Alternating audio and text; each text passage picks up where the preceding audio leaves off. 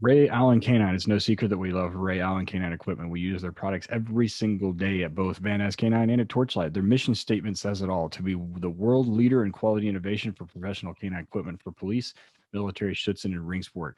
Tend to exceed their customers' expectations and deliver on time every time at a fair price. We full heartedly believe that they've held true to that since it is our go to one stop shop for everything canine, not just police dogs, but for any working dog. This episode is also brought to you by our good friends over at Dogtra, dogtra.com. It's the e-collars that Ted and I use. It's the e-collars most police dog guys use. Dogtra.com, e-collars, bark collars, ball launchers, one-stop shop for everything you need for your working dog, dogtra.com. One of the other sponsors we're proud to have is HITS Canine Training Conference. It's the premier canine training seminar in the United States, packed to the brim with the world's best instructors covering important topics from admins to liability to detection work, all and tracking and everything in between. There's no better place to learn and no better place to network with other handlers, breeders, and trainers. HITS 2022 is being held in Orlando in August. So hit them up, hitscanine.net.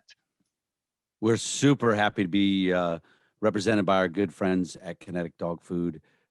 We've got great reviews from people all over the place. Ever since we joined up with them and partnered with them, their commitment to your dog's nutrition is top notch. KineticDogFood.com. Check them out.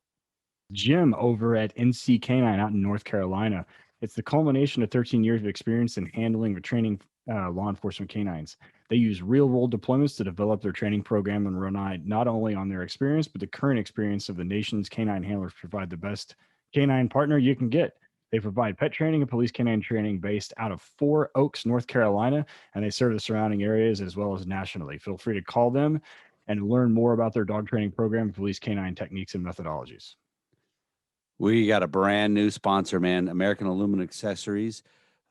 My entire time in canine, and ever since I've been involved in the dogs, the kennel in the back of our cruisers has always been American Aluminum. Check them out. We're so happy to have them on here. EasyRiderOnline.com, EasyRiderOnline.com for everything you need from American Aluminum Accessories. Speaking of kennels, once you get out of the car, you got to have somewhere to put them. So our friends up in Ohio at Horizon Structures make a one-stop shop for kennel. If you want a 2-dog kennel or if you want a 20-dog kennel, they got you covered. They get those things built and they drop it off at your house. All you got to have is a pad, electricity, and water, and you can put dogs in it that day. Horizon Structures can build you anything from mild to wild, and it is the one-stop shop, and you don't have to swing a single hammer. So hit them up, horizonstructures.com. All right, everybody, Working Dog Radio. We are back broadcasting the bite. Another great episode coming at you. I am coming to you from rainy Canton, Ohio, which is nice because I live at a lake and I cannot get my boat off the lift right now because the water level is not high. I need about 4 to 5 more inches of water level to get it off. So right now on the lake, all there are pontoon boats and jet skis, and they're loving it. But the ski boats, most of us can't get them out there, which sucked because this weekend was 89, 90 degrees the whole weekend, and we couldn't take the boat out. So that kind of really blew. With me, as always, from Tulsa, Oklahoma, is Ted Summers. Ted, what is up? Well, it's raining here too. So it's been not. I haven't been tracking in like a week. It's fucking ridiculous. I got back. I think last time before we left, I was getting ready to go to, or I just gotten back from somewhere. Just come back, yeah. Yeah, so we're getting ready to leave again to go to Lancaster, Pennsylvania. I had to think about it. By the time this airs, it should be like a week out for another HRD. But I've got a shitload of pets, and I'm finishing up single purpose dog, and we got a couple more dual purpose dogs in. Um, yeah, so that's all the floor drains are done. So now all I have to do is like sterilize everything with a Wizzy wash and just push it all into the floor drains, and it washes straight into the fucking sewer. It's awesome. So we have a Wizzy wash at the new facility, and they wash the outside area every night. And the girls keep letting it like dribble and spray on their black Vans shoes. So, Wizzy wash got chlorine in it. It's got spots and shit all over their shoes. Yeah. Ruined. If you don't drain that motherfucker, it will definitely bleach your shit. That's what I keep trying to tell them. Did you trim your beard? Yeah. Well, the barber did. But yeah, it looks like a couple inches maybe, or an inch. I look like a fucking homeless Civil War veteran. So I I got rid of that shit. It fucking looked terrible. So that is fucking humid as hell here. So, but yeah, other than that, my VA thing is getting ready to be finalized finally. So that'll be good. And yeah, other than that, we're just rock and rolling. So tonight, we have somebody on that he and I have been friends on social media for a long time. And it's really weird. And I didn't realize that we were actually from the same town and went to the same high school until I met a mutual friend of his that he deployed with and went through Q course with. But tonight, Ranger, Green Beret, eSports guy, and K9 handler, we have Joshua David. Josh, how are you, man? You know, I actually just got back from the gym and I almost thought I read the email wrong and I was gonna miss the show. And I was freaking out. I was like sitting here on Zoom, like, did I miss it? Did I miss the invite? No, it's no, yeah, we're right on time. So let's talk a little bit about the background and stuff and how we got here. So you and I are actually we're both from Broken Arrow, which is really weird. You know, I didn't realize that you and I were friends on social media, and then our mutual friend Travis Bobo, who is also a canine handler from your group as well. He was like, "Oh, do you know this guy?" And I'm like, "Well, I mean, yeah, kind of. I mean, we're friends on social media and stuff." He was like, "No, you guys went to the same high school." I'm like, "What?" So yeah, I mean, you started life out the same place I did. So give us a little how old are you? I am 40. Yeah. Okay, so both of my sisters are older and they graduated from BA as well, and they're about like the 38 to 42 age. So you probably graduated with one of my sisters. Them and 1,400 of my closest friends. Yeah, right. So one of my best friends from high school that went to a different high school got married to a chick that I went to high school with and graduated with me, and I didn't meet her till the wedding. So people don't understand that our graduating class was 1,400 to 1,500. Yeah. Wow. I had like 680. I thought that was a lot. Yeah. So, we didn't know half the people in our school. We graduated with them. No. Yeah. So after graduation, so after graduation, you decided to go to the Army. So man, I didn't even graduate. I got kicked out of high school. Sorry, that made me cough. That was pretty good. Yeah, I got kicked out my senior year for dumb things that I did, and I was playing professional Halo back then, and the new Halo came out, and I was awful at it.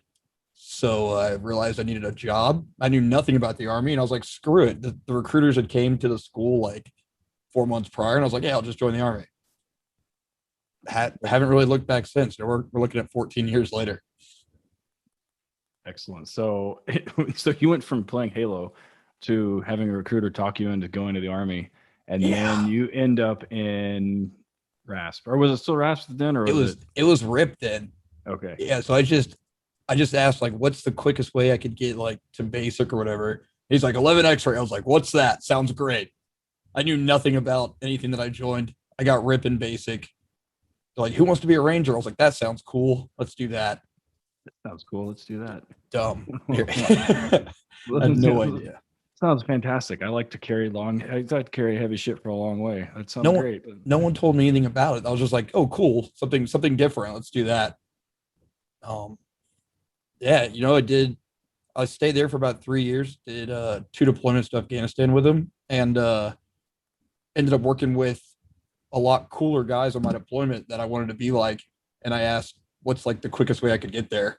And they're like, you could either spend another 4 or 5 years in regiment, or you can go SF for 2 years. And I was like, oh, well, time frame, that sounds great. I'll just go SF. Knew nothing of what SF was. I just knew Rangers hated SF, so I could probably easily accomplish it. Didn't know there was a Q course for 2 years. I didn't know anything about it. Didn't know. I didn't know fucking Q course. You're gonna go to Pineland? You didn't know any of that? Nothing. I thought like I could just go to selection, meet headed out and be good to go, get a cool beret and push forward. That's not how it works. No, I've been duped my entire life. Like, no one tells me anything. So when you were in regiment, you were in which battalion? I was in 275 at Lewis. 275. Okay. ACO, BCO, or CCO? I was in 2 Charlie. I was in CCO. Excellent. Now we always ask Rangers, this is your chance to talk shit on everybody else. So, growing up there, I'm not going to say I grew up prior to the military because I was playing video games. So I was just a big child. I really did grow up there, and it's an aggressive personality. Everyone's 100%. No matter what you're doing, you're just doing it as hard and as fast as you can do it. And you're kind of indoctrinated a little bit to talk shit on pretty much everybody. It doesn't matter who you are. Oh yeah. And I mean, when you're surrounded by everyone who does the same thing, like you're 100% for that. And then go into selection for the Q course, I was like, wow, I can't do that. Like people will peer me the fuck out. Like you have to change your mentality a little bit. No, Regiment's the first time that I was really introduced to white dogs. I'm not sure if they were multi-purpose back then because I wasn't really savvy on the dog world, but they were back then. The dogs were just angry. You know, like it was pretty much just bites and don't look at my dog. My dog will eat you, and that dog's trying to just eat everything within sight. But I don't know what changed. I guess somewhere along the line, the dogs became a little more mellow. I don't know if the multi-purpose concept like chills them out, but like the difference between my old school Regiment dogs and Teemo that I got when I was in group, it's night and day. So we've had real quick, when you got in 275, were we in the weightlifting era then, or were we in the running era then? So if you were a private, you were in the running era, and if you had your tab, you're never running again. Everyone's massive. Yeah, them dudes can push piles and piles of weight. Yeah, I mean, if you were in RIP and you were a D1 athlete or you're a wrestler, you're pretty much a shoe in. They're not going to say you can't come over there and just be an aggressive man. Yeah, we had Trent on, Benno and like a Trent, and he kind of said the same thing. Like as the program started, he was like, "Oh, the fucking dogs are always angry," and Benno fucked him up a couple of times. And there's been multiple, and I think that dog's got some pretty well-known stories for what's happened and what hasn't happened, what's not available. But I mean, I think once there's still, I mean, we still have some friends that are there currently, and there's still some angry dogs like around for show. So you didn't handle. Go ahead. You weren't handling in the range. You were handling the regiment though. No, I was just a line guy. Yeah, just trying not to get eaten by those dogs. Don't stand in his way. We tell the same thing to cops. We're like, we do it all the time. Eric's like, how many of you guys bite cops? And everybody kind of reluctantly raised their hands. I was like, who's lying? And then everybody else raises their other hand. They're like, oh, fuck them. It counts. Like they're in the way. Move. So after you make the decision to go get the other beret. So what is that process like? So for those that are listening that aren't kind of like familiar with it, you have Ranger Regiment, and then you have SF, and then you've got other stuff going on. And you do not have to go through the Ranger. You don't have to be a Ranger to go into the Green Berets.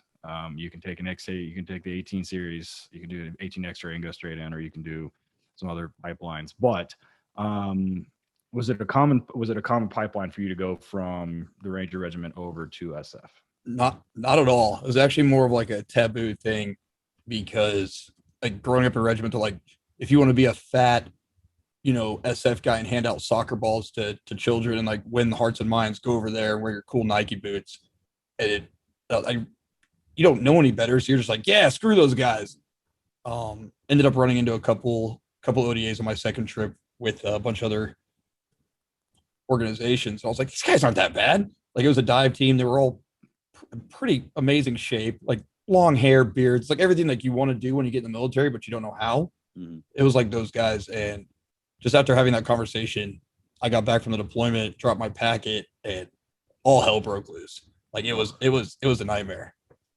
So there's a lot of hate. Back at Regiment, they're walking the halls with Hulk fist, waiting to blast you as you're walking around the room. I mean, I'm talking like I was fast roping out of my window because I didn't want to go through the hallway because I was going to get shit on by a random squad leader or platoon sergeant. Yeah.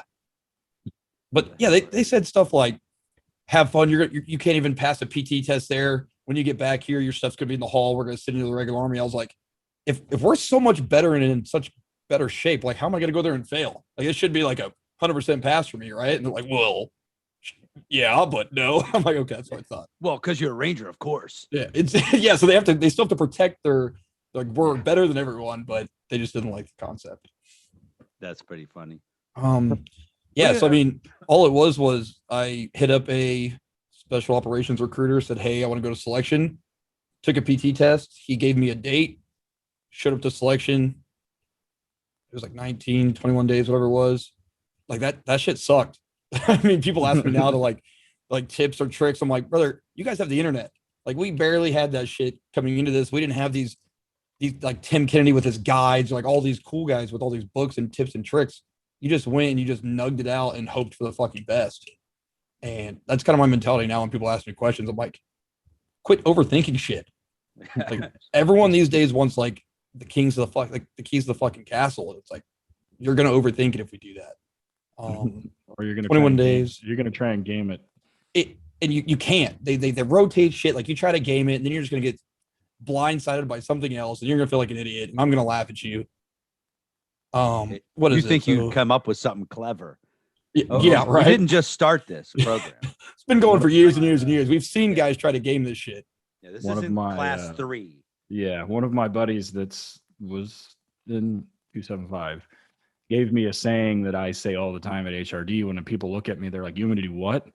And I just say, "Don't anticipate, just participate." And true. Every time something would come up, he would look at me. He was like, "Don't anticipate, just participate." I'm like, "Oh, I'm here. I'm just saying."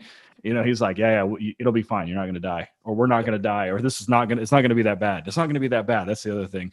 He would always say, it's not going to be that bad. It's not going to be that bad. I'm like, could always be worse. Could always be worse. It's going to suck. And I'm like, no, it'll be fine. It'll be fine. Don't anticipate, just participate. It can't kill you, right? So like it could always be worse. So like you're going to be fine. It's going to hurt and it's going to suck, but yeah, you're there. Yeah, unless they do the whole pool thing where they're like drown or quit. So you make it through selection. You go to Q course, which is also a fun time. So you go through the excessive amount of training, and that's where you meet our buddy Travis, right? You meet Travis Bobo there. Yeah, we actually went to majority of the course together, and I know we were in the Echo course together because he was like some hotshot boxer, Golden Glove psycho in the Army. Yeah, I can see that. He's terrifying. So yes, there's somewhere in the course, it's like where you're supposed to do for like your BNOC WLC section. And they basically give you an opportunity to call out anyone of your peers to box. So like all these dudes are calling out Travis, and Travis is just knocking motherfuckers out left and right. Everyone's like, who is this guy? I can 100% see that. And you wouldn't think that meeting him. No, his little ginger, not that big, and he's just 1-2 hitter quitting people. Didn't matter what size you were. Like if you had beef, you could call someone out, which is great. I don't think they do that anymore, but probably not. Probably because Travis knocked everybody unconscious. But yeah. So we got to spend some time with Travis at Griffin about a year ago before the Rona hit. But that was, I could totally see that happening. So past Q course, they send you out to 5th group. Yeah. So at what point do we get to Teemo? So actually had a really good battalion sergeant major, and he did, before he decided what company you're going to go to and like the team sergeants fight for which new guys they want, he basically did like short-term, long-term goals. And I kind of gave my short-term goals, and I was like, hey, I was around all these Ranger dogs, and I really want to, maybe go to the kennels one day, get a dog, try that aspect of life out. And that was it. I mentioned it, and fast forward, I think it was like 4 years later when it was time for me to go to SWIC, they're like, hey, he had passed it on. Like the continuity was great. And he's like, hey, there's actually a slot in the kennels if you want to, go take a dog, go talk to the kennel master. And I was like, and he brought it up. He's like, yeah, I guess you came to group and said you want to be a handler. Like that hit me in the face. Like I was not expecting like those sergeant majors to talk like that about, things that had happened 4 years prior. Yeah. I went down, did my interview with Joe, the kennel master. And he's like, absolutely. He's like, I see you love dogs. Yeah. I don't know shit about dog handling, but dogs and I get along pretty well. Then, I got sent to VLK and met fucking Timo. fucking Timo. Yeah, it's ugh, So fucking we're gonna take a break real quick. We're gonna come back and we'll talk about fucking Timo. And so sit tight. We'll be back in just a second. We have a long-standing relationship with the guys over at HITS Canine Training Conference. It's truly America's premier canine seminar. It is the largest. It is the best. They cover every important topic in the canine industry. Hundreds and hundreds of vendors, thousands of canine people there. Everybody you know in this industry is there. Ted and I will be teaching. HITS 2022 is being held in Orlando, Florida, August 16th to the 19th. Also, check out their website, hitscanine.net. They have other classes that they're putting out online, Zoom classes and all kinds of other things. They're offering in-person classes leading up to HITS 2022, Orlando, Florida, August 16th to the 19th. Check it out, hitscanine.net. Everyone knows that I live on chicken nuggets and Coors Light. So that doesn't mean your dog should, though. Our friends at Kinetic are make it a point to fuel working dogs, and they know that it can be tough, and they need high quality food, unlike me, to give them energy and the nutrients that they require. I just subsist on air and Coors Light, but the dogs can't. They actually have to work. So for that, we asked Kinetic, and Kinetic has come up with a great balance of healthy meats and grains and is made specifically for working and sport dogs. They have a full line of foods and supplements available, and they've been working to perfect their line for thousands of dogs in hundreds of departments across the U.S. You can buy it locally online or at Tractor Supply, or you can get it at Chewy. So head over to their website, kineticdogfood.com, 513-615-6904, and get them on the socials at Kinetic Dog Food. So probably the number one product I've ever advertised for or used that does what they say is Quick Derm by Vet Care. I have it at my house. I have it at the kennel. I have it at the fun house. I have it at the doggy daycare. I have my trainers have it at their house. It is unbelievable how it works. You guys have all heard Ted and I talk about it, how we've gotten tagged by dogs, or dogs do, if you're dealing with working dogs, weird stuff happens, right? Cuts that, how the hell that happened? Bites, scratches, all kinds of things that happen, especially if you're doing anything in the wooded area, they get tore up. The Quick Derm by Vet Care, it is no exaggeration. It is great. So once daily treatment for any skin condition or small wounds to help stop little issues from becoming big ones. Comes in sprays, ointments, or dressing. Quick Derm is great at creating a protective barrier and promoting wound healing. The best thing too is they have a discount code. Get on their website, vetcare.us. That's vetcare.us. Put in the discount code 10WDR in capital letters, 10WDR for 10% off your first order. These next guys have actually been on the show, and we instructed at the first Tripwire conference down in Florida. Jim O'Brien was a guest on the show, and he runs NCK9, who has now come onto the show as a sponsor. Jim's been around for quite a long time, about 13-ish years, with experience handling and training law enforcement canines. He uses real-world deployments to develop training program and not rely only on their experience, but current experiences from most of their national canine teams and handlers to provide the best canine partner that you guys can purchase. They provide pet training and police canine services based out of Four Oaks, North Carolina, and they serve the surrounding areas. Feel free to give Jim a call, a text, carrier pigeon, however you want to get a hold of him, to talk to him about police canine training or pets and techniques and methodologies. So hit him up at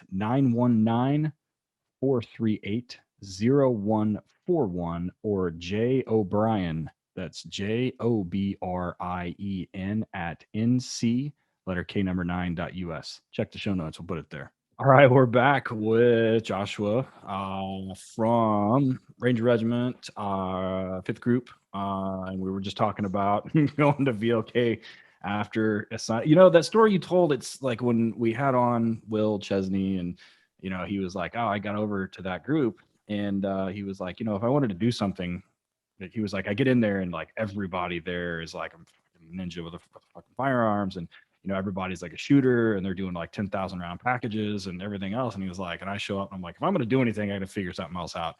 So he was like, well, shit, yeah, I'll take a dog. And same thing, we talked to one of the other guys from the SMU and the Army, and he was kind of the same way. He was like, if I'm going to do something, I guess I'm going to do this. And your story is very common with a lot of those guys. And they show up and they're like, well, fuck, I like dogs, so why not? Like, sure, I'll do it. And it turns out that a lot of those guys get out of those units and they come to this side, and that's the one thing that everything sticks with them. So talk to us about when you get to Denver, Indiana to see Teemo. Did you go right to the strip club? Yeah, I was gonna say. I've actually never been to a strip club. Oh, I know, right? I that. might be the only person in my community who's never done that. Coming from Tulsa, that's saying something. Yeah. But I left Tulsa, before I was even 19, so it's not like I had too much leeway. That doesn't matter. Not that it matters. Yeah. Hey, here's a library card. That's my ID. Yeah, exactly. Sure. Yeah, good to go. Yeah. So we show up, we're in a big circle on this lawn, and they kind of tell you who your dog is. They give you very basic information, You guys got another dog over there? Like, I want one of those that's not mean and angry. I don't know what his issue was. He's not. It took about a week, and he never did that shit again. Like, never had to be heavy-handed with him. I mean, like, even on an e-collar that goes up to what, like 136? Like, if I hit him on a 5, he curls up in a ball and hates me for the rest of the week. Easily 14 years in the military, that VOK was probably the best school I've ever been to. And the 3 years to follow that, my favorite 3 years in the Army, like, to this day. I honestly wish we could do more than 3 years, because obviously 3 years you're just barely starting to like scratch the surface of the dog world. But then it's like your time's over and you're ready to go back to a team, and that's it. Do you remember telling them you would like to be a handler? Was it a kind of a half-assed comment, or? No, I mean, I was kind of taken aback by the short-term, long-term goals counseling that I got the first day I got there. I was like, wow, this is different. I never got counseled at Regiment. And yeah, I had to pick short and long-term goals out of my ass, honestly. I was like, long-term goals, I want to go CAG, stuff like that. And I really did enjoy the Regiment dogs. I really did. You're more isolated, it's a two-man, or it's you and your dog team. You're not worried about really everything else that's going on. And I remember saying it to him. So that's why when, 4 years later it got brought up, I was like, holy shit. Like, I can't believe, one, he remembered that. Two, he passed that on to the next battalion sergeant major. Yeah, that's and nice. then it made it to me. I was like, that's actually good NCO leadership right there, which it's hit or miss sometimes.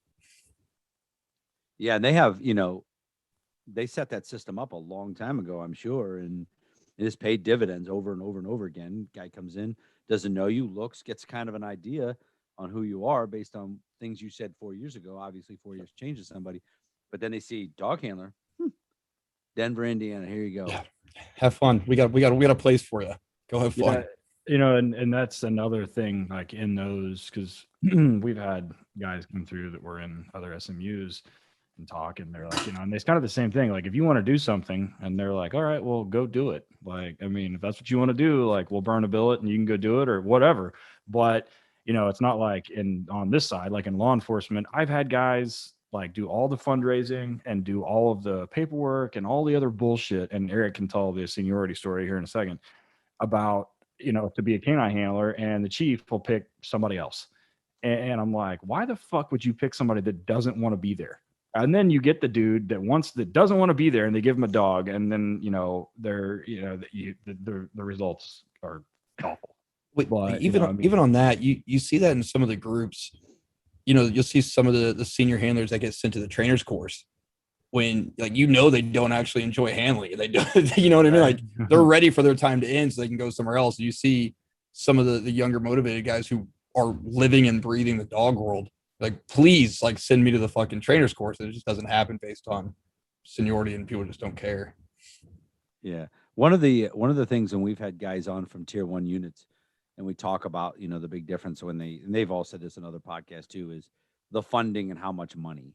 What did you see a difference between Regiment and the ODA teams and everything? Was it a downward on money, even up? Could you even figure that out? I mean, I could see the difference, not so much on money, but on what they actually care about on you wearing. So at Regiment, I'd like to say it was endless, but it was a little more like regimented. Like they're really like sticklers about how you look and stuff like that. When there's a lot of the groups are like, we don't actually care what you wear. So like I'd say the funding was honestly the same, but at the same time, a lot of it's going to be restricted by what they're going to let you wear. Well, yeah, what's important to them or whatever. Exactly. What was the first thing you bought to wear that you were like, I'm getting this? Nike boots? So I actually bought Nike boots for selection. As, Did you really? Only because it was like such taboo. It's like, you're going to go be an SF guy wearing Nike boots and handing out soccer balls. I'm like, what are Nike boots? Like, let me go check. They were the most fucking comfortable things to ever grace my feet. Really? They tore up easily, but they aired out after walking through water and shit. So like, I have no complaints. I think the first thing I bought was like an actual like a war belt from Ronin. That's probably like the biggest item I've actually bought. I wore the old Eagle Ranger green plate carrier for the longest time in group until they forced me to wear the Cry. Everyone's like, "Don't you have a Cry kit?" I was like, "Well, yeah, but like I've been wearing this one for 8 years now. Like I'm pretty happy with this kit." Yeah, it's broken. Yeah, you'll see pictures. Everyone's wearing Cry stuff, and I still have my Eagle fucking plate carrier on from Regiment. I'm like, I don't need a lot. It's funny when I worked for Cobra Canine on the NSW contract out in California, and talking to the team guys, they're like, the SEAL teams are very Gucci kind of, like whatever something became like they said one day a couple of guys showed up wearing cowboy boots, right? Then everybody started wearing cowboy boots, not working, but at work and around. And they said then something else trends, and they all get into the trend. Was the SF groups like that? I mean, I would definitely say it's team dependent, but when those fucking when those like black multi-cam Ultimas came out or Chucks became a thing, everyone's like, yeah, we're getting on that. And like, you just saw everyone was rocking them. That's hilarious. Yeah, I definitely say it's company / group dependent. I mean, fifth group is literally like Ranger Regiment. It's very regimented. Everyone's kind of same across the board, but you definitely saw different groups, different ODAs, just wilding out there. You never knew what you're going to get. So so you get Teemo, and you do the initial course up there in Indiana, which is, what is it, like 16 weeks or something? I think it's 8. It's like 8 to 10. Oh, then you guys go back to group and finish. Yeah, we have an advanced course that we do. That didn't get that, by the way. Oh, really? Excellent. Oh, how did that work? my ass deployed within like 2 months of getting Teemo. Oh, yeah. They're like, who's ready? Like, some guys weren't ready. Some guys, like, the dogs weren't certain, whatever the fuck it was. And I was like, fuck. Like, as much as I bitch complain about Teemo, motherfucker has a nose. Yeah. He doesn't really have a lot of tells, but like off leash, he's gonna crush anything and everything. If anything, I'm the one fucking him up. We started real fucking fast, and like I think it was within 3 months we were on our first trip together. Nice. Did that trip, came home. The guy who replaced me lost a dog. So I don't know what was going on back at group, but like, again, for some reason, people were doing stuff or couldn't deploy. So I think within 3 months of me getting back, I was like, can you go back in 3 days? And I was like, yeah, here we go. Sure. So grab Timo back up. Like, I'm single. I don't really care. So 3 months later, I was back in country. I think I spent damn near 11 months of that year gone. Nice. So when you get into, so a lot of people get into dogs, they're like, we're going to fucking crush people. We're going to bite and we're going to gnaw everybody up.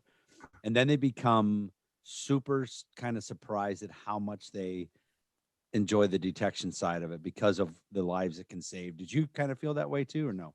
Yeah. I mean, same concept. Everyone loves your dog, eating people, and everyone gets riled up like it's the sexy work. But end of the day, like, that dog's supposed to be basically an early warning. I mean, you hate to say it, but rather the dog go than, the guys you're walking with. But I love learning. I love learning how Teemo would react to different things. Like, it's why I'm not going to say I'm super in depth with the dog world today, but like every time I see a handler or I see someone, like I try to pick their brain because like you never stop learning. And because of that, I think is why I got so interested in it. Like every odor, everything Timo would do differently. I loved that. And then other people got to start to see like they were around him, they could start reading his tells. And I'm like, see that you're getting it. Like I spend every day with this dog. Like I see it. But watching other people start to kind of pick up on things, or like maybe we shouldn't go this way. Look what your dog is doing. I was like, hey, see, you're getting it. Like you see what Timo is doing. Like I was about to tell you guys. Yeah. Hey, you shouldn't be looking at the dog, but good job. Also, stop staring at my dog. I got you Right. guys. Yeah. Look at the dog.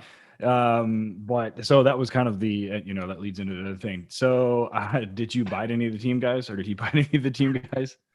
No, the only people Timo we did a team photo, I think on my first trip with him, and the basically the heat signature from the blast came underneath the Humvee we were standing by and hit Timo in the butt, and he freaked the fuck out, came up the leash and tried to eat our terp, but I ended up, the guy was already scared of dogs, so it was perfect. Like there's a picture of like Timo like damn near eating this dude's fucking neck, and I like have him by the leash pulling him away.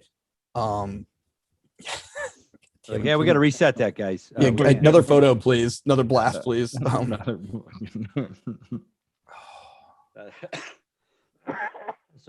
that's He, pretty damn funny. There How, was what there was was some room clearing that he how almost big was he? shotguns. Timo? 77. Oh, that's pretty good. Yeah, he's a thick ass dog.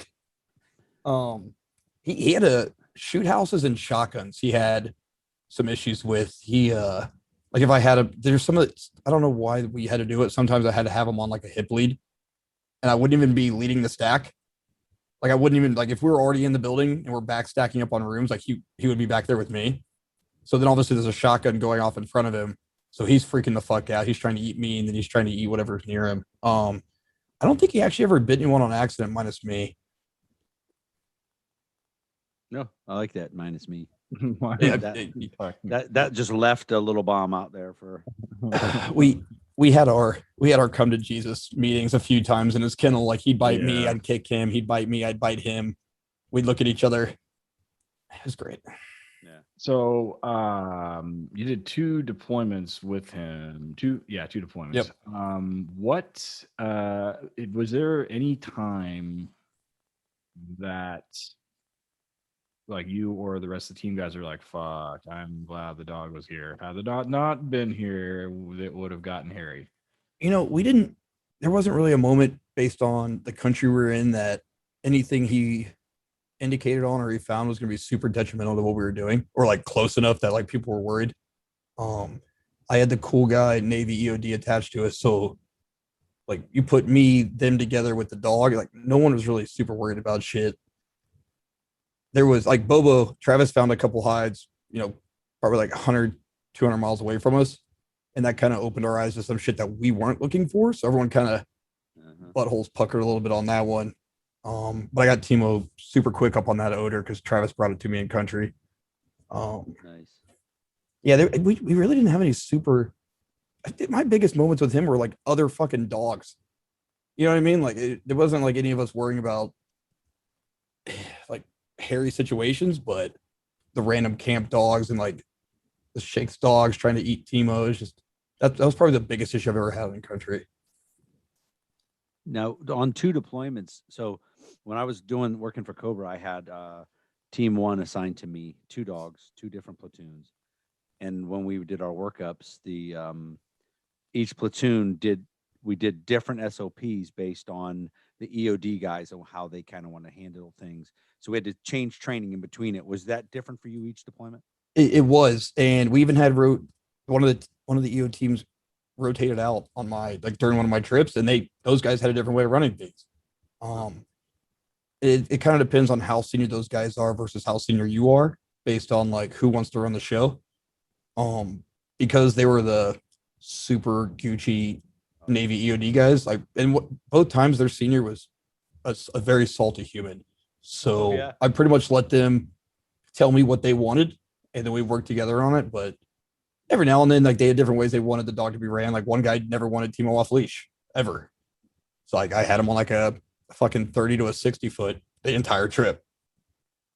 Wow. And Teemo's not used to that. You know what I mean? Like that shit gets caught on everything. Yeah, it was interesting to see because when I was working there, pressure plates were a big problem. It was still mostly RDX based stuff, and you had one EOD guy that didn't want the dog anywhere near the breach point. He would rather do it himself, and then you had a guy that wanted the dog to go first.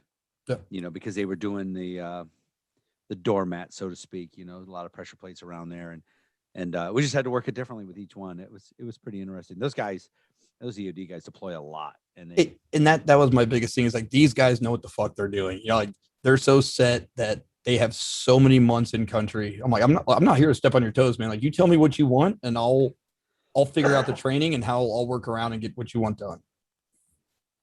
yeah, I'm sure they enjoyed that. Yeah, I wasn't here trying to butt heads with people. I was here trying to make life easy. Yeah. I mean, they're the bomb guys. You're the dog guy. Like, so what? With that being said, I'm not a bomb guy. I think the Right, biggest true. fucking issue is people are like, oh, you're EOD, right? I'm like, no, I have a dog who smells that shit. And then I can tell you if he smells shit. Right. Like the amount of people who think that I'm going to go up there and fucking start diffusing shit. Like, absolutely not. No, I it's heard almost like PETN. there's an entire school just for that. Months and months. Like, it's not me. Yeah, that those guys go to, and they're very good at it too. Very good. I usually just look at those guys. I'm like, you guys are nuts. We're going the other direction. We're not diffusing this because this is the route. Like, we're not doing that. We'll go around. It'll be fine. We'll go around. Don't worry about it. So coming full circle, we'll talk a little bit before we take our second break. So you started out playing, were you playing Call of Duty? No, I was playing Halo 1 and Halo 2. Halo. Okay. So so it's been a while. Yeah, 2006. Right. So first, right. So Halo, right? So you go to the military and then playing Halo for real. So how did you end up playing video games for the fucking army? Explain to people like what this is, because and this was my not my introduction to you, because I always knew you because through a lot of our mutual friends. They're like, yeah, he ran a dog in 5th group and blah blah blah, right? Went here and there and knows these guys, and I'm like, wait a minute. But I was like, what's the deal with so I had no idea, and a lot of people still have no idea about this whole program, but so what is it? It's crazy to think that my father, he's like, are you fucking kidding me? You're playing video games in the army, right? I'm like, all right, calm down. All right.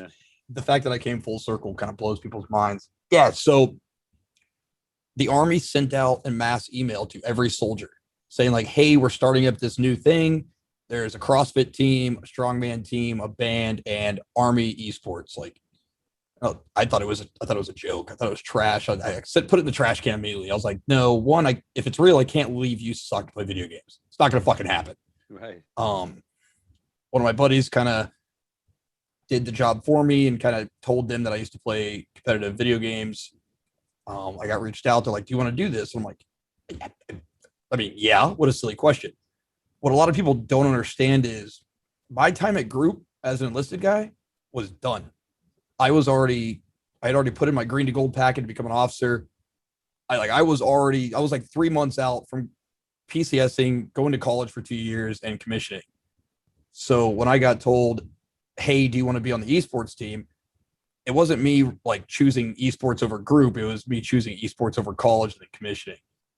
And I've got a lot of, I'm not going to say, yeah, I will fucking say it. I got a lot of hate from a lot of senior group dudes. They're like, you left teams to play video games. I'm like, actually, no, I didn't. I was going to college for green to gold, and I decided I'd rather play video games to become an officer.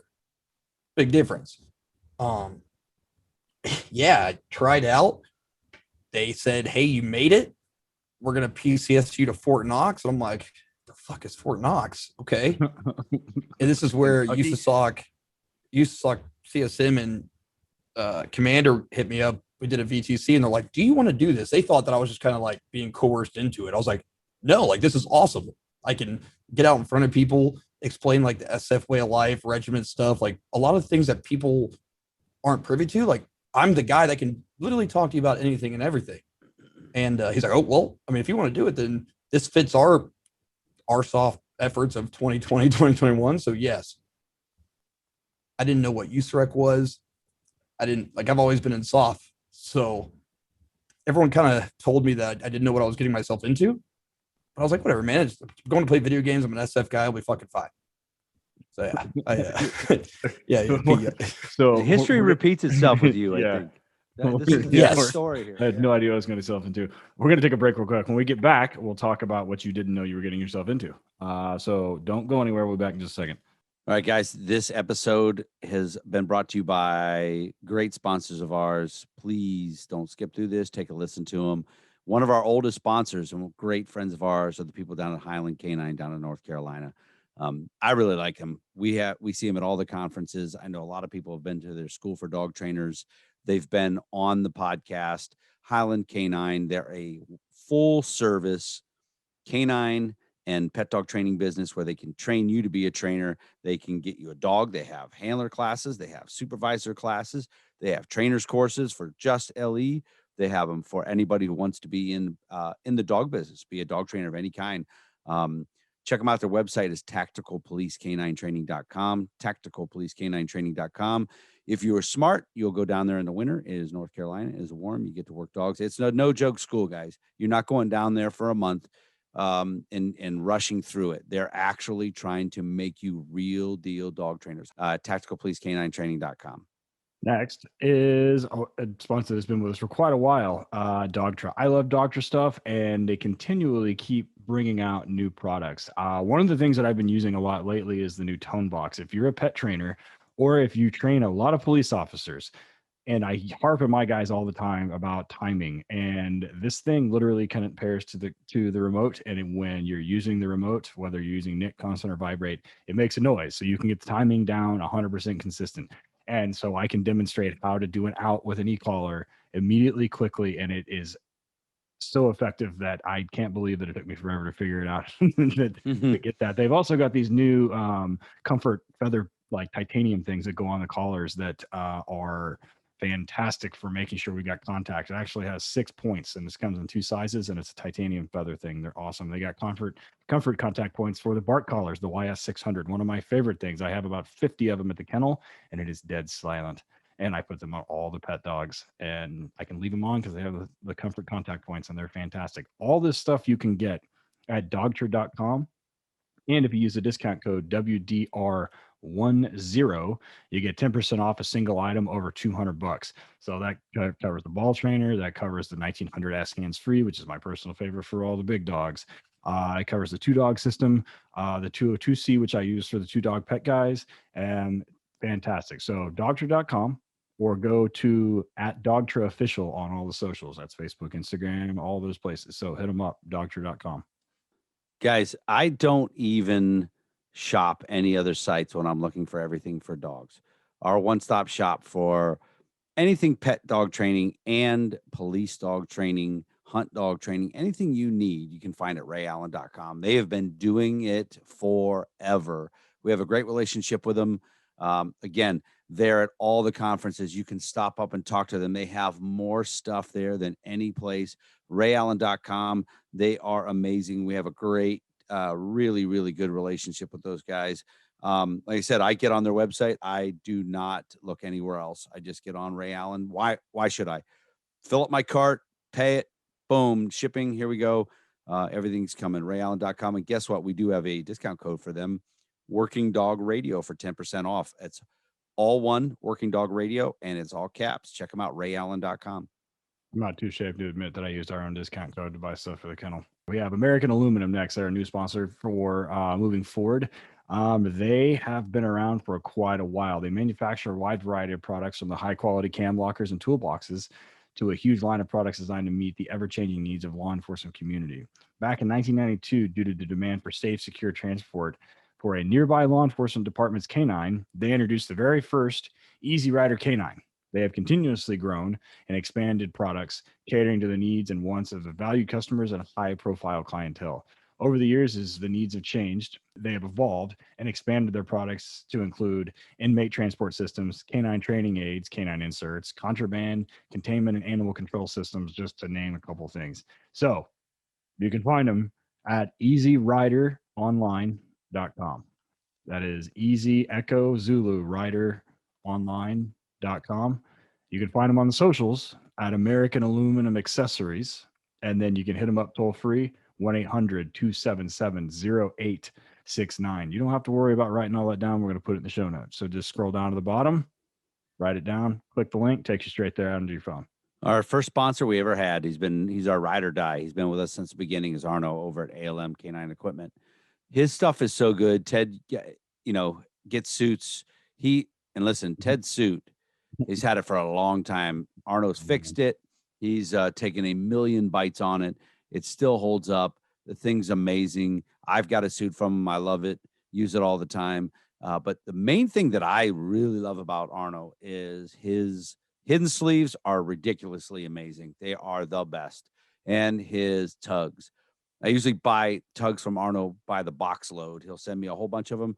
I hand them out to the handlers, new handlers when they come in, experienced handlers.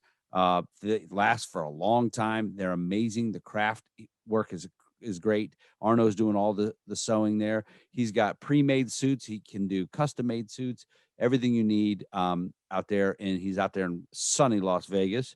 Get on his website, check him out, almk9equipment.com, almk9equipment.com. Discount code WD Radio, all caps, 10% off your first order. Check them out. All right, we're back with Josh Davis from Ranger Battalion, Green Beret, and also the Army's eSports team, which I didn't even know they had. So you tried out. So I would assume that the selection process for the eSports team was a lot different than it was for the Rangers and for we'd like to say it's a lot different physically, obviously, but I think the attrition rate for the eSports team is the highest thing the military has ever done in its existence. Really? I think there was like 16 to 20,000 soldiers that tried out and only 16 soldiers made it. Wow. Like do that fucking math, right? Like, wow. Okay. and not even that. There's a lot of soldiers that couldn't be picked because you have to portray the Army in a positive light. If you think of like the toxic Call of Duty days when you were online, saying what most people wouldn't say today because you'll get canceled. Yeah, exactly. Oh man, there is a literal. There are mountains of memes about that. So it's honestly terrifying. So there's a lot of soldiers that couldn't be chosen because they can't just stop doing that. It's really unfortunate. But I get the Knox to play Call of Duty and stream on their the Army eSports Twitch, and it was pre-COVID. Obviously, it was amazing. I mean, we would all take this giant semi truck full of awesome equipment, they took it to high schools, they took it to colleges, we went to major gaming events around America, and I'm talking like lines were wrapped around buildings to, one, meet the Army eSports team, one, try to be better than whoever the hell they're playing in whatever game. But just putting 16 soldiers in front of a demographic that has no idea what the Army is, minus what they've seen in Call of Duty, was honestly probably one of the better ideas anyone's ever had since my time in the military. Did you ever hear while you were there whose brainchild that was? He's a E7. He's an MP. He's a cop. Of course. Super, like, obviously cops and I don't get along based for my regiment time and SF time. He's become one of my really good friends, actually. Super cool guy. He was an MP. He switched over to the full-time recruiting, whatever, 79 Romeo, whatever it is. And I guess he's been lobbying for this for a long time. He's like, oh, you guys are behind the curve. We really need to get into this. Like, this is going to be great. He found I believe he was a 2-star that was recruiting command at the time, that he got that face-to-face, and that 2-star was like, this is a great idea. Go. And that was it. So Chris kind of started doing back work and trying to plan like MTO and how shit should be put together, pushed forward a plan. And the general was like, yeah, you're good to go. Let's make it happen. I mean, I think it still blows his mind, the fact that it got blessed off on and it got approved, and like the gains and the things that we've done over the last year and a half, 2 years that it's been a program. Yeah. A7, I would not ever, I mean, that you just could, I almost never expect that you could get, I don't know, a captain to go along with your team. He got a 2-star. Yeah, that's I mean, that's the level you almost needed, to create an entire new unit in the United States Army. So he briefed it. The guy's like, you know what? I see the positives to this. I think if it would have got put under anything but the umbrella that we're under, it would be light years above where it's at now. I think that really hindered it in the long run. But just based on recruiting, and everyone's kind of worried about numbers and shit like that. But it's still doing really well now that COVID's ending. They're traveling. The semis going places. They're going back to events. COVID, you'd think we'd be better at COVID because it's all online, but us actually going to events and people getting a chance to like meet the soldiers, like actually hear their stories, talk to them, see them play against them was, I think, the biggest plus in that organization. So do you get when you're in there talking and say, look, man, I started out, I was a Halo guy. Next thing you know, I'm in the regiment. I am in Iraq or Afghanistan. Now I'm a whatever. Are those guys interested in that? I mean, do you have anybody that kind of followed that path? Anybody reach out and said, hey, dude, or at least maybe they're in the 82nd or something happened that they got in the military? Yeah, I think my biggest contribution to the organization was not so much new guys off the street or like interested in, I'm not getting people interested in joining. Yeah. My thing was more of intra-service, like guys who are already in now get a chance to like ask me questions about, a day in the life in regiment, a day in the life in SF, like almost advice. Like I get asked for advice all the time, and it's really strange to me. But I look at it, I'm like, okay, well, I mean, I've done everything these guys want to do. I understand it now. I had a recruiter hit me up the other day that the only contracts he's been putting in or being begged for are 18 X-ray contracts because of me. He's like these guys don't want to do anything else.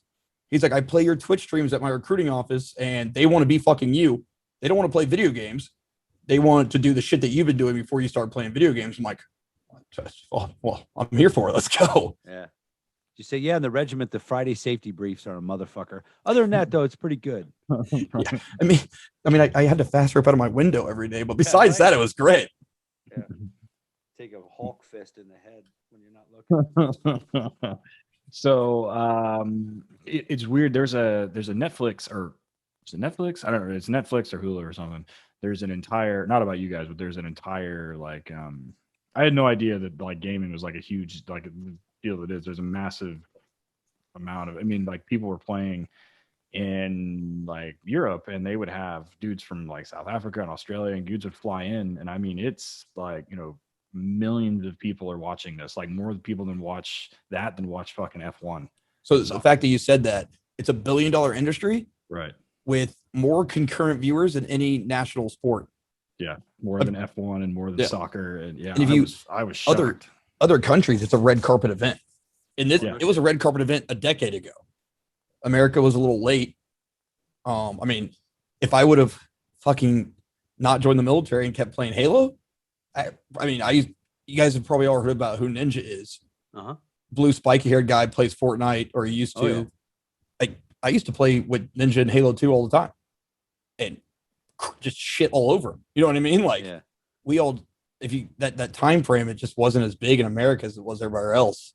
He kept after it. He kept grinding, and I'm like, shit, should never have joined the army. Like I should have just kept doing it. Yeah. Do you think you made more money in the army, or he made more money of playing video games? He's made more by YouTube. About 1,000 times. Oh yeah, his YouTube. My son, who's 30, he's a computer engineer and everything, and his whole thing for a long time is, you guys got to get on YouTube. You got to monetize. You got to get on there. You got to get on there. And Ted and I are like, yeah, I got to go to the kennel. I got to clean the shit. Yeah, I started a podcast. I started a podcast so people wouldn't have to fucking look at me. Right. And here I am. Here we are. So it's true. Like the whole social media aspect and YouTube, like it's still something that I'm not good at. Like I haven't had social media because I wasn't allowed to in my career field. And I get to the eSports team like, hey, we're going to need you to make all these social medias. I'm like, I don't know what the fuck I'm doing. Obviously, the soft community helped me out on the Instagram platform, but like I'm still a shit editor. Like I should be putting out content on YouTube, be it dog handling, be it video games, be it lifting, be it advice, but I don't, because there's a little bit of laziness because I don't really know what I'm doing, and I don't want to produce subpar content, so I just don't produce content at all. Yeah, no, that's a route. That's definitely one. mean- That's definitely one. You one said, route. did he make more than I did like while he's been gaming or streaming? I think he had his first stream back to Twitch. He made like 60 grand in the same day. Really? I don't think people were really putting a number next to what they're doing, but I mean, like the top streamers are clearing, 30 to 60K a day. You know what I mean? Like it's terrifying. And they're not cleaning any kennels. It's No kennels. They're picking their own hours. No poop. They're probably not even showering. There's a lot of things that they're doing that we're just like, fuck. now you're talking. They're not even showering.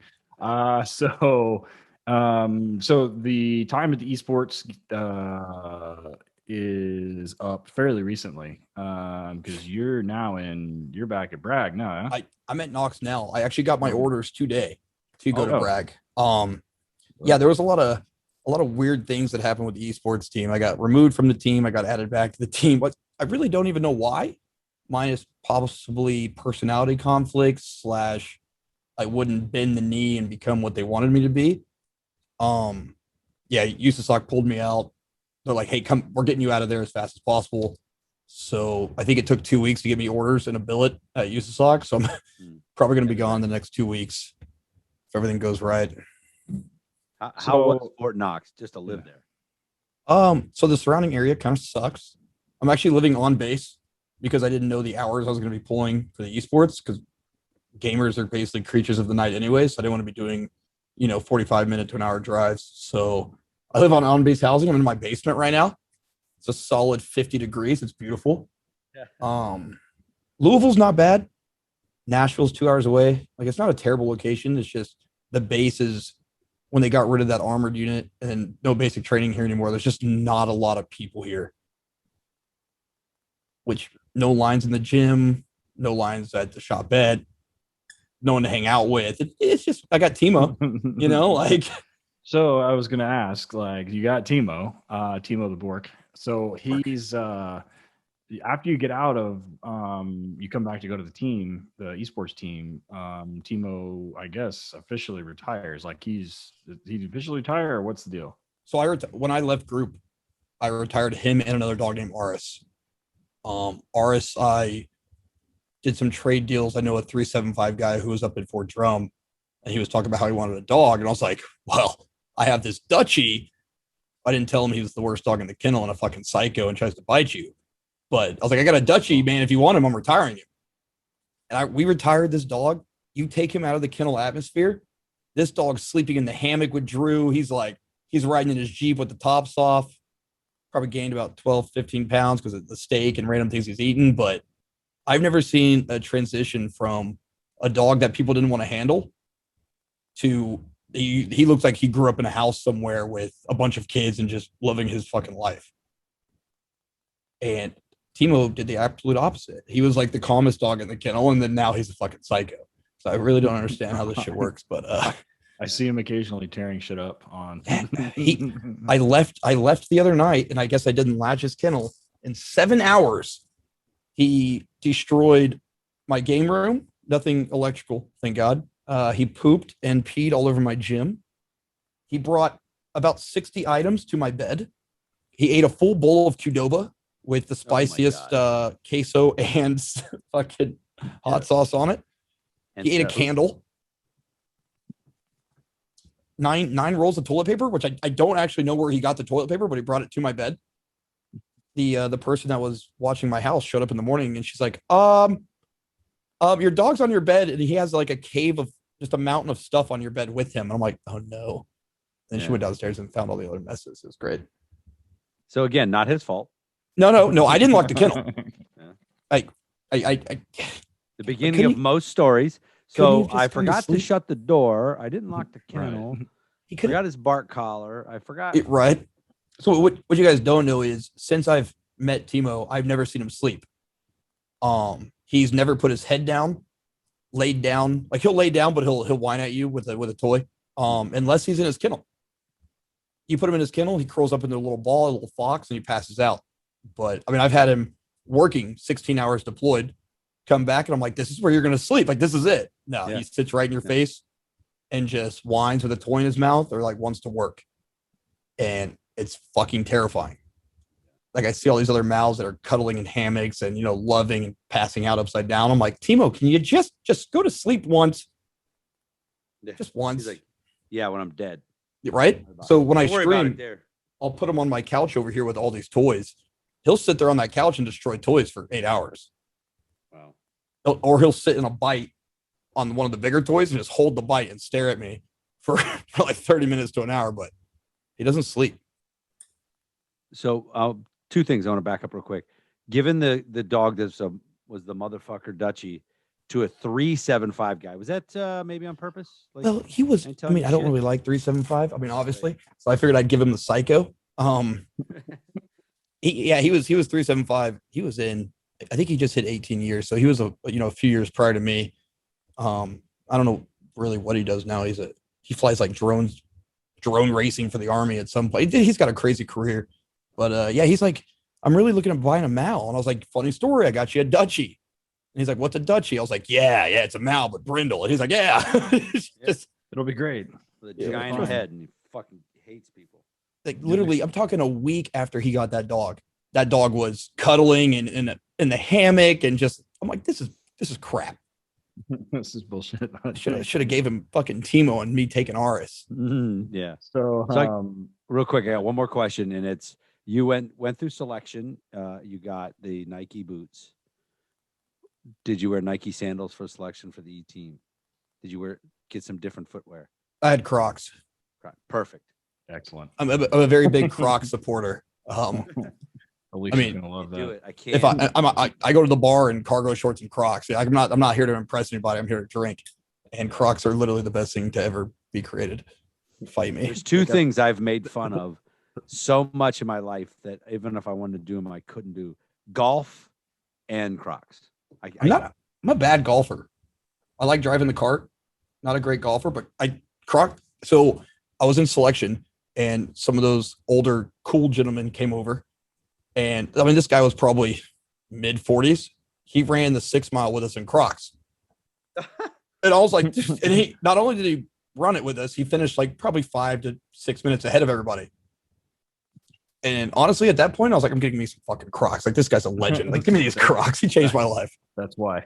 That's why he was able to fucking do it. He put the strap down. That's why. Mine's staying 4x. It's a way of life. I didn't even know that was a thing. That's what we're going to call this episode, Stays in 4x.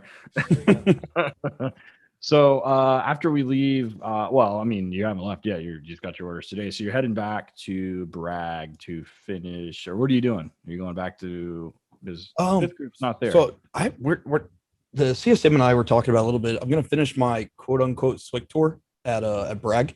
And then him and I are going to have it, or whoever's the CSM at that point, are going to have another sit down. I should make my 8 next year. I mean, if I had my wish, I'd try to take kennels somewhere and be the kennel master at 3rd or 5th. We're just really not sure yet. It's cool that they pulled you out though. I sent him an email, and within 5 minutes he had called me. He's like, "We are getting you out now." That's crazy. I was like, thank you. Yeah, I really like that. I'm not gonna lie, guys. You could probably feel like, hey, they forgot about me. Right? Seriously, like, well, he's off doing the gaming thing. Good luck. See you later. So we're going to decide where you're going to go. You're going to finish out your SWIC tour out of Bragg. And a lot of people are like, oh, so you're just going to switch groups. And that's like, no, you can't do that. A lot of people, when I said I was going to Bragg, are like, oh, you're going to 3rd group. I was like, that's actually not how it works. Like, it's all pretty language dependent. It takes a lot of paperwork to switch. They basically just kind of picked me a billet there at SF Command to get me out as fast as possible. I actually don't know what my job is yet.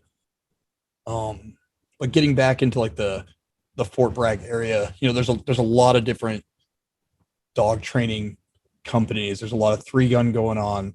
I got 3rd group kennels, so yep. I really see myself at least getting more back into the scene of being an SF guy, because here there's nothing. Yeah, I didn't really have anyone to hang out with. No one wants to work out. No one wants to shoot. No one wants to do anything. Yeah, I think when you get back to Bragg, 3rd group kennel will gladly take any assistance that you would like to give them. And that's what I was thinking. I was like, I'm at least going to go over there and say, like, I met a bunch of the 7th group handlers 2 weeks ago.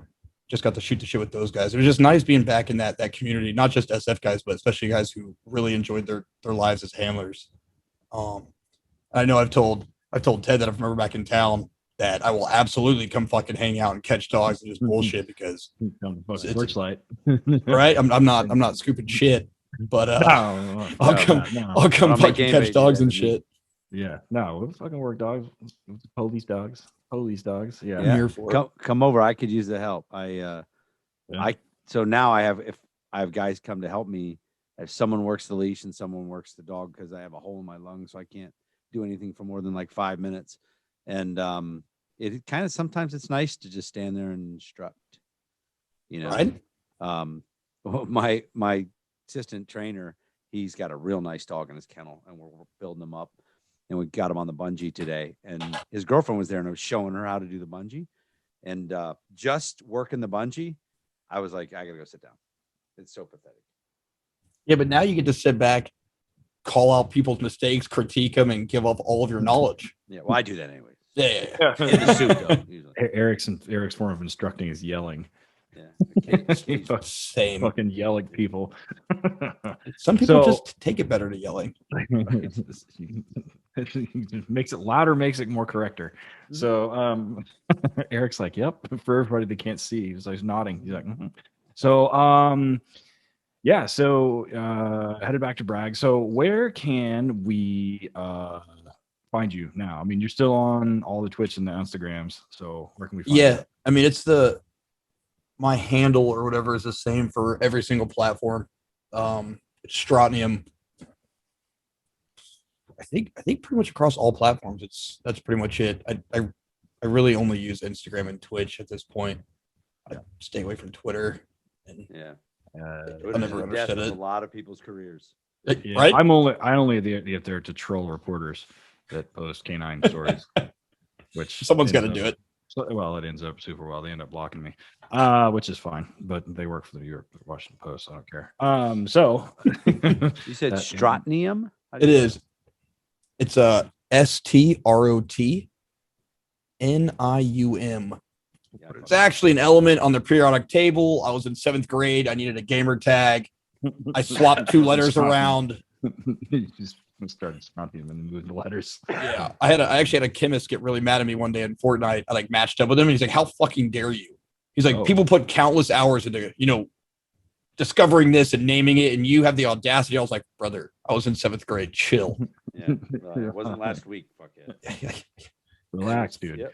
God damn it. So stop playing Fortnite. You're a You chemist. so are you going to be able to keep it, the social media, when you get over there? From what I'm seeing, yes.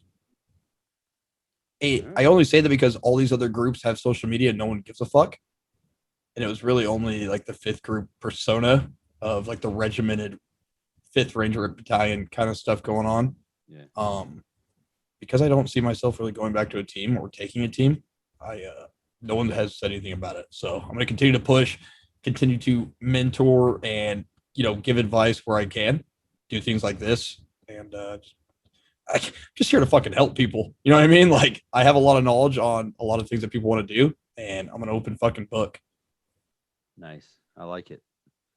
Yeah, I just followed you on Instagram. He's got a little over 26,500 followers on there. So he's got a nice, see some pictures of Teemo in there. Got the Timo has his red own tags too. on It's him. Timo _ what is it? Yeah, it's Timo_the_Borg. Yeah, Timo the Borg. Timo has yeah, his own. When I made that social media, the soft community, just a bunch of the big pages, there was an article saying like Green Beret becomes gamer, and it was a split in half picture of Timo and I on deployment versus me in like my gaming jersey playing video games. And like that thing, like, I'm not gonna use the word viral because it's millions in my mind, but like it got a lot of shares, a lot of reposts, and I think I went from 3K to 15 or 16K in like 3 days. Wow. My phone was a fucking nightmare. Is what it was. fucking slot machine. Yeah, thanks guys, got it. Yeah. Doesn't put any money out, but that's all right. Yeah. You can find me at all the normal ones, Ted_Summers, Torchlight K9, letter K number 9, of course, HRD Police K9. We've got some new dates. We've just Charleston, South Carolina. I guess we just signed up for that one. We're gonna do one there in November. Cool. Of course, we're going to Montana is filling up, which I'm glad we're going, but when I heard, I was like, oh. And we've got several people signing up for that one, so that one's going to be full. Lancaster is going to be full. So HRD is rocking and rolling. We're still doing that. Where are you? Van SK9 on Instagram. My Van SK9 Facebook's back to police dog stuff now. Ridge Side K9 Ohio for all the pet stuff. WorkingDogRadio.com. All our merch is on there. Great t-shirts, great coffee mugs, and all that stuff. And we have a Working Dog Radio on Patreon. We put some training videos and legal content and all kinds of things up there like that. So, anyways, Josh, I loved it, man. This was a great interview. Good times. We'll edit out where he got up to go pee. Yeah, So, I wasn't going to put it on social media. I wasn't going to make it. Yeah, guys. I wasn't going to make it. That's okay. We'll put it on Instagram. It'll be fine. We've had a couple people get up during the breaks and just walk out. We're like, wait, hold on. Where you come going? back. Hello. Yeah. They get up and they're like, we say, hey, we're going to sit here and stare at each other for 5 seconds, and they just get up and walk off. I was like, oh, all right. Then. This is actually only the second podcast that I've done. I did the mentors for military one. Right. Which went pretty well. And then when you reached out, I was like, absolutely. Yeah. I was like, let's do this. Yeah, do it while you can, because you never know, Yeah, I need to get a hold of fucking Travis Bobo too. He was supposed to come on, and then he moved, and then and I have his new number. I need to text him, but I want to. We've talked about having him on before too. So so about 30 minutes ago, or about maybe 40, I took a picture of you and I sent it to him. And I said, look, he's like, is that going on right now? I'm like, yeah, it's an awesome interview. He's like, that's great. Yeah, we need to have him on too. We talked about it, and then fucking Rona happened, and then he was working at Griffin, and they had a ton of shit going on that wasn't related to dogs, obviously. And so they had, all of their shit they do there. And so now that I know he can throw the Dukes, we got some good stuff to talk to him about. Talk to him about fucking knocking people out. Somebody else told me that too. I'll fight the little redhead guy. It was called CLT. Ask that motherfucker about CLT. So there was some guy on. Well, I'm not gonna mention his name. There was somebody fucking running their fucking man pleaser on fucking Facebook, and Travis texted me and he was like, "I'd square up with that dude," and I'm like, "Bro, he's like fucking 6'8", and he's big ass motherfucker." Travis was like, I don't care. And then I was like, oh yeah, that's right. I This is after you're a terrifying human. Yeah, I've meeting him more than once in person. I was like, yeah, okay, I get it. So yeah, I'll fight the little redhead guy, and then like 3 hours later, you're like, what? No. Have I been asleep this whole time? Yeah. Right on. Josh, has been great, man. I appreciate you coming on. So say hi to Timo for us, and everybody, thanks for listening. We'll be back next episode. Appreciate the invite, guys. Thanks, guys.